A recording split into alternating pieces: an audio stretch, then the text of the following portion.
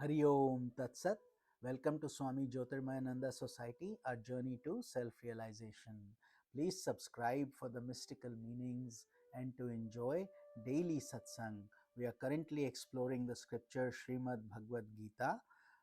Commentaries by my Guruji, Swami Jyotirmayananda Maharaj, narrated by myself, Swami Nikhilananda. We are on chapter number 6, Dhyana Yoga, the yoga of meditation, and today we are starting with shloka number 15. Yunjanevam sadatmanam yogi niyatmanasaha shantim nirvana paramama yat sansthamadhigacchati. Having subdued his mind, the yogi constantly applies his mind to the self and consequently attains peace in the form of supreme nirvana. Then he abides in me. So, by his conscious effort, by focusing on the self, closing the external thoughts, going within, he is able to open his consciousness more and more, and eventually the self is revealed to him, and that is what we call self realization. Then the devotee abides in God, he becomes Brahman, he wakes up from the dream of the world process. Although the world will continue the same way, he is no longer the same.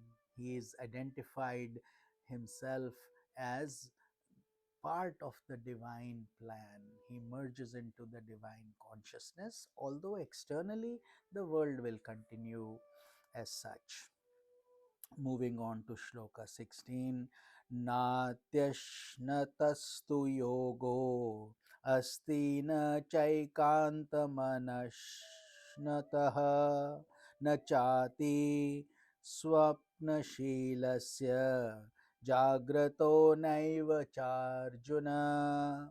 O Arjuna, yoga cannot be attained by one who eats too much, nor by one who does not eat at all. It is not for one who sleeps too much, nor for one who does not sleep at all. In other words, Lord Krishna is advocating moderation. Do things, but in the right quantity and in a rhythmic manner. So, eat the right amount of food, take the right amount of sleep, and that is why it's called yoga samatvam uchyate. Equanimity and moderation is required. Moving on to shloka 17.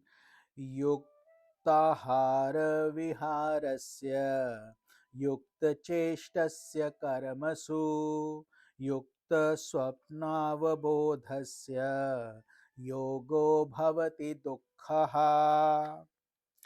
If one is regulated in food and entertainment, harmonized in performing actions, and balanced in sleeping and waking, then he can perfect that yoga which leads to the cessation of pain. So, God is telling us that it is very much possible to attain mukti, self realization, to unite with God in this very human body. It is not an overwhelming task. The challenge is that we give so much importance to the world and not enough importance to our sadhana or spiritual effort. Here, God says if we do it properly with that focus, then ultimately pain ceases and we unite in God. But we have to do it consistently, eating proper food in proper quantities, harmonizing our life, doing certain things at certain times regularly, and being balanced in sleeping and waking. Therefore, discipline becomes very important for a yogi. Therefore, all ashrams in India wake up at 4 a.m. in the morning and they start doing their sadhana, their self effort and meditation, prayers, Everything's done in a rhythmic manner. So if you can bring that rhythm in your home also, where you pray at a certain time, work at a certain time, eat at a certain time, you'll start building that harmony and rhythm in your own life and see the benefits tangibly by yourself. Shloka number 18. Yada viniyatam chittam atmanyevavatisthate nihaspraha sarvakamebhyo yukta ityuchyate tada. When the chitta or the mind is withdrawn from all sides and is focused on the self alone, the yogi becomes free from all desires for the objects of the world, and he is called a yukta. Yukta means one who is now established in yoga.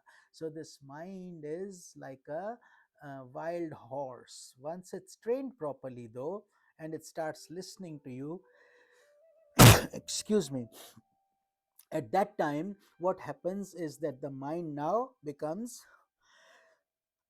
excuse me, the mind becomes your very conducive. It follows your directions the way you want it to. That is called the disciplinary mind. The same mind that was arrogant and unruly now becomes disciplined, and it follows your commands. But it will not come in a day. That practice, regular constant practice, is required on this journey. And then the need for external gratification reduces greatly, because now the mind becomes like a bumblebee. It loves to make honey. Like a bee likes to make honey, you don't have to tell it to do that, it wants to do it. So much like that, when your mind starts enjoying this bliss of meditation, you will look for every opportunity and you will progress greatly, and you also become a yukta, meaning you are now established in yoga. Moving on to Shloka 19. Yatha Deepo Nivatastho Ningate Sopama Smrita Yogino Yata Chittasya Yunjato Yogamatmanaha. Just as a lamp does not flicker restlessly in a place where there is no wind, the mind of a yogi that has been subdued by the practice of yoga does not become agitated, since the draft of desires is absent. What a beautiful shloka. So if you take this the candle, a lit candle, the flame will flicker and it will be put out. But if it's inside, there is no wind there, no turbulence, it stays steady, the flame stays steady. Much in the same way, when our mind is not agitated by thoughts, it becomes steady, and when the mind becomes steady, we experience peace, and eventually we start seeing that light within. Next shloka number 20. Yatro paramate chittam niruddham yoga sevaya yatra chevatmanatmanam pashyanatmani tushyati. When it is restrained by the practice of yoga or samadhi, the chitta or the mind reaches the state of supreme withdrawal from the world process.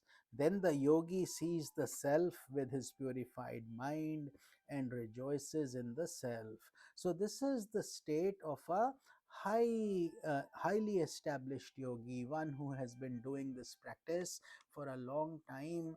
Then what happens? The world starts diminishing from your view. You start going deeper and deeper onto your personal spiritual progress, and you start achieving that state of samadhi. In samadhi, time and space are transcended while you are consciously meditating. In sleep also, you time and space transcend. because you go into a different world. You don't know the time and space till you wake up in the morning, but ignorance is there. Whereas in this case, what happens, you are consciously meditating, expanding your consciousness as a result, and therefore the yogi benefits greatly, and he sees the self in his purified mind by that advanced practice. So, with this, we conclude the satsang for today, and we will start from shloka number 21 in tomorrow's satsanga. Hari Om Tat Sat.